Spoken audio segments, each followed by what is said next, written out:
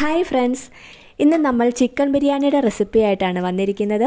ദം ബിരിയാണിയാണ് കേട്ടോ നമ്മൾ ഇന്ന് ഉണ്ടാക്കാൻ പോകുന്നത്. നല്ല ടേസ്റ്റിയാണ്, നല്ല ഹെൽത്തിയാണ്. എല്ലാവരും കാണുക, വീട്ടിൽ ട്രൈ ചെയ്ത് നോക്കുക, അഭിപ്രായങ്ങൾ അറിയിക്കുക. അപ്പോൾ നമുക്ക് തുടങ്ങിയാലോ.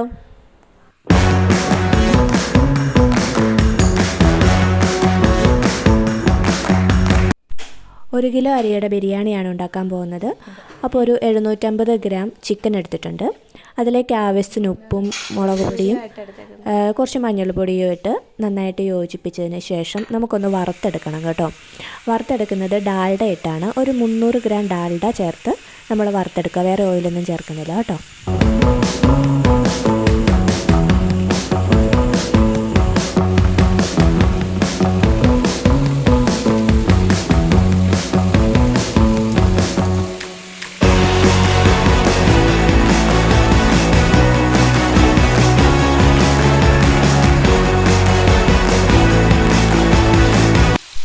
ചിക്കനായി വരുന്ന സമയത്ത് നമുക്കൊരു 250 ഗ്രാം ക്യാരറ്റും ഒരു 500 ഗ്രാം സവാളയും 150 ഗ്രാം ഇഞ്ചിയും ഒരു കുടം വെളുത്തുള്ളിയും നമുക്കൊന്ന് അരിഞ്ഞു വെക്കാം കേട്ടോ. ഇഞ്ചിയും വെളുത്തുള്ളിയും മാത്രം ചതച്ചെടുക്കണം. ബാക്കി എല്ലാ സാധനങ്ങളും അരിഞ്ഞു മാറ്റി വെക്കണേ. ക്യാരറ്റ് ഇതുപോലെ ചതുരത്തിലും തക്കാളി ഇതുപോലെ നീളത്തിൽ അരിയണം കേട്ടോ. ഇനി ഒരു പാനിലേക്ക് കുറച്ച് നെയ്യ് ഒഴിച്ച് കിസ്മിസും കാഷ്യൂനട്ടും നമ്മൾ വറുത്തെടുക്കുകയാണ്.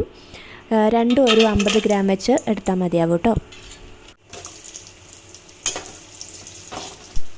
ഇത് വറുത്ത് കോരിയ ശേഷം നമുക്ക് ബാക്കിയുള്ള നെയ്യിലേക്ക് സവോള വറുത്തെടുക്കണേ. സവോള എന്ന് പറയുമ്പോൾ നമ്മൾ നേരത്തെ അരിഞ്ഞു വെച്ചിരിക്കുന്ന സവോളയ്ക്കകത്തുനിന്ന് ഏകദേശം ഒരു സവോള അല്ലെങ്കിൽ ഒരു പിടി സവോള അത്രയും അളവിൽ നമുക്കിതൊന്ന് ബ്രൗൺ കളറാകുന്നത് വരെ നന്നായിട്ട് ഇളക്കി കൊടുത്ത് ഫ്രൈ ചെയ്തെടുക്കണം കേട്ടോ. ഇത് വറുത്ത് കോരിയതിന് ശേഷം ബാക്കിയുള്ള സവോളയും കൂടി കുറച്ച് ഡാൽഡയും കൂടി ഒഴിച്ച് നമുക്കൊന്ന് വഴറ്റിയെടുക്കാവേ. നേരത്തെ തയ്യാറാക്കി വെച്ചിരിക്കുന്ന ജിഞ്ചർ ഗാർലിക് പേസ്റ്റും കൂടെ ഇതിനോടൊപ്പം ചേർത്ത് നമുക്കിത് വഴറ്റിയെടുക്കാം. ഈ സമയത്ത് നമുക്ക് അരി കഴുകി വേവിക്കാൻ വേണ്ടി വെക്കാം.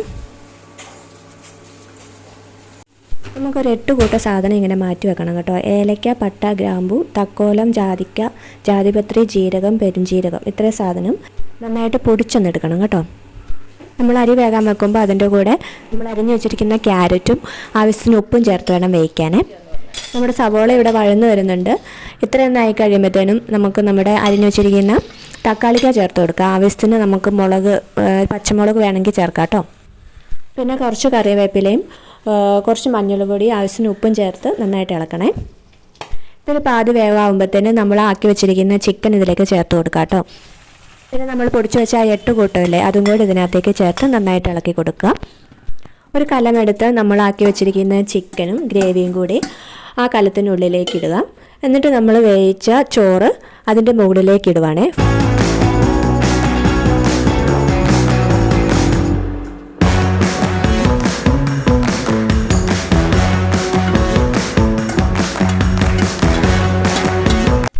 ഫുൾ ചോറ് നമ്മൾ ഇട്ടിട്ടില്ല കേട്ടോ. കുറച്ച് ചോറ് നമ്മൾ മാറ്റി വെച്ചിട്ടുണ്ട്. അതെന്തിനാന്ന് പറയാം. ഇതിൻ്റെ മുകളിലേക്ക് നമ്മൾ നേരത്തെ കോരി വെച്ചിരിക്കുന്ന ബ്രൗൺ കളറാക്കിയ ആ സവോള ഉണ്ടല്ലോ, അത് ഇട്ട് കൊടുക്കുകയാണേ. ഒപ്പം തന്നെ നമ്മൾ കിസ്മിസും കാഷ്യൂനട്ടും കൂടെ ഇട്ട് കൊടുക്കുന്നുണ്ട്.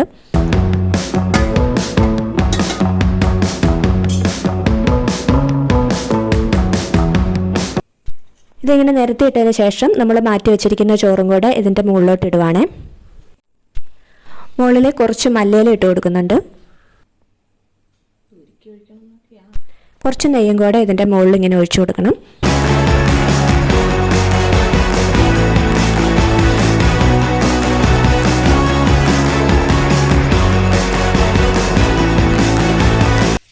എന്നിട്ട് നമ്മളിത് അടുപ്പിൽ വെച്ച് കൊടുക്കുകയാണ്.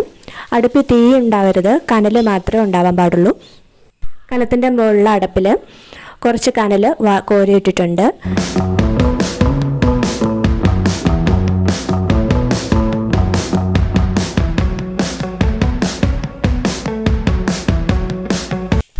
ഒരു അരമണിക്കൂറിന് ശേഷം നമുക്ക് കനൽ മാറ്റാം. എന്നിട്ട് കുറച്ച് പൈനാപ്പിൾ എസൻസ് ഒഴിച്ചു കൊടുക്കുന്നുണ്ട്.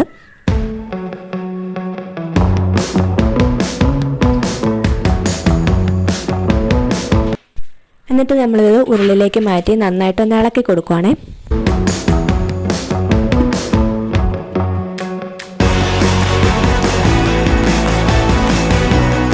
നല്ല നല്ല ടേസ്റ്റി ആയിട്ടുള്ള ദം ബിരിയാണി ഇവിടെ റെഡി ആയിട്ടുണ്ട്.